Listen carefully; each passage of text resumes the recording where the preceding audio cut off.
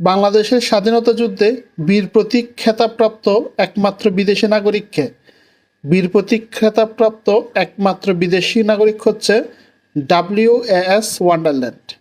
তিনি হচ্ছে একমাত্র বিদেশি নাগরিক যিনি মুক্তিযুদ্ধের সময় খেতাব পেয়েছে।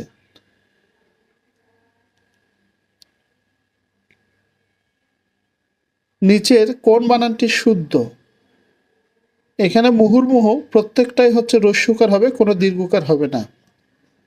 ক নাম্বার মুহুর্মুহু রস্যুকার কোনো দীর্ঘকার হবে না।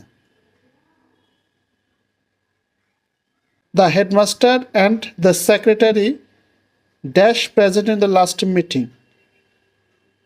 ওয়ার, হেডমাস্টার এবং সেক্রেটারি দুইজন ব্যক্তি, তাই হবে ওয়ার, প্লুরাল ভার্ব হবে।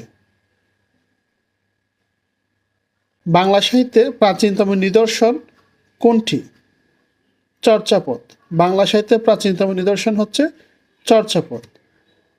বাংলাদেশের সংবিধান কত তারিখে গণপরিষদে গৃহীত হয়? 4 নভেম্বর 1972 সালে। 1972 সালে 4 নভেম্বর গণপরিষদে গৃহীত হয়।